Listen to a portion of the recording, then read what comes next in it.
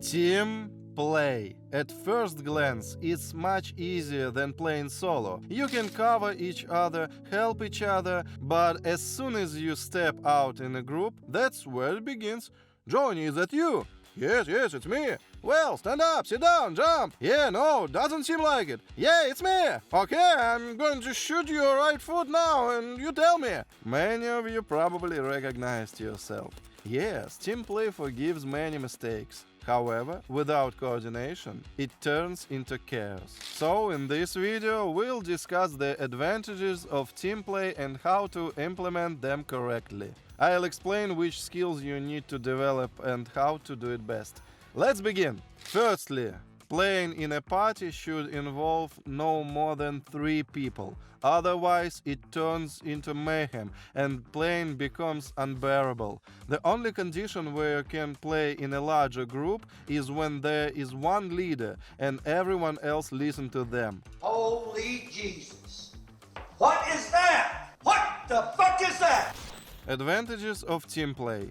The first one is information. The more eyes, the more they see, and therefore the coverage of the territory is wider. There is also a numerical advantage, which allows for planning tactics, strategies, and deceptions. And most importantly, mutual assistance. Wanna throw a grenade? Your teammate won't let you get pushed. Got your arm injured? Sit and heal. The teammate will cover you. Need to take a leak?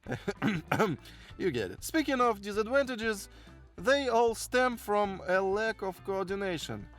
It's very difficult to hear where your enemy is when your crazy teammate is humming a song in parallel. You try to concentrate, but they just won't shut up. I'm a banana, cleaning banana! Or when you're fighting in the woods and your teammate gives information like, well, enemy, in shot, by the tree. Oh, come on! So, thanks to what has been said, let's smoothly move on to the skills that need to be developed. The ability to properly explain where the enemy is. How to do that? Study location maps and markings with the people you play with regularly. Compass can also help for orientation.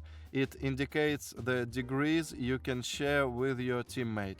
And a universal method, if you don't know the markings, coil remains a coil, shack remains a shack, road remains a road. So, say it's at a specific object. Also, make it a habit to give information about yourself. If you're heading to the dorms, say, I'm going to the 2nd floor, you go to the 1st and you go to the 3rd. And articulate each of your movements, but not excessively. If you plan to push, warn your teammate to approach and help you in time. When throwing a grenade, say, my grenade, so that your friend doesn't lose their position for no reason, not understanding that you threw it, not them. The worst thing that can happen in a team is friendly fire.